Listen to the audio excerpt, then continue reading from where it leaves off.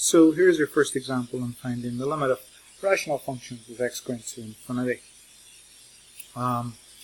So the technique, which we haven't talked about before, the technique here is simply to divide every single term by the highest part of x that you see. Now if we look at this, we've got on top we've got 2x to the power of 4 plus 3x squared minus 1, and on the bottom we have x to the 4 minus 7x cubed plus x. The greatest power of x anywhere in that expression is x to the power of 4. So what we're going to do is we're going to divide each of those terms individually. Each of the 6 individual terms, divide each of them individually by x to the power of 4, because x to the power of 4 is the greatest power of x. So we'll start by writing out the problem. The limit as x approaches infinity of 2x to the power of 4 plus 3x squared minus 1 divided by x to the power of 4 minus 7x cubed plus x. In the next line we're going to do our division, and you want to give yourself a little bit more room for that. So we've got the limit as x approaches infinity. On the top it's going to be 2x to the 4 divided by x to the 4 plus 3x squared divided by x to the 4 minus 1 divided by x to the 4. Underneath we're going to do exactly the same thing. On the denominator we had x to the power of 4, so divide that by x to the power of 4, minus 7x cubed, divide that by x to the power of 4, plus x divided by x to the power of 4. So we've divided every single term individually by the greatest part of x in the question, which is x to the power of 4. And now we're going to simplify each of those individual terms. And in some cases we'll have cancelling. If you look, we'll be able to cancel the x to the power of 4 here with x to the power of 4 there, and the same thing on the bottom, x to the power of 4 divided by x to the power of 4. So let's write out the simplified version of that. Now that's going to be equal to the limit as x approaches infinity.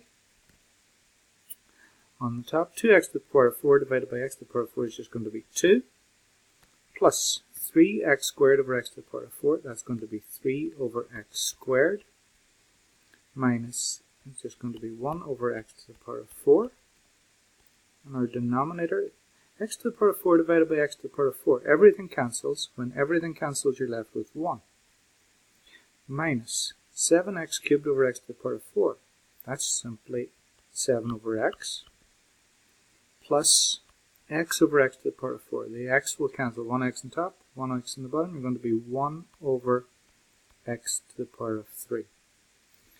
Now, this is where the background information that we'd learned previously comes back into play. Remember, in the background video we said that as x approaches either positive or negative infinity, in this case it's only positive infinity that we need to worry about, any term that has an x on the bottom will become 0. We'll get closer and closer to 0. So anything that's of this form we're now going to replace with 0. Okay? So that means our expression is going to look like this. 2 plus 3 over x squared will become 0, minus 1 over x to the power of 4 will become 0. Anything with an x on the bottom becomes 0. On the bottom we've got 1 minus 7 over x, that becomes 0, plus 1 over x cubed, that also becomes 0.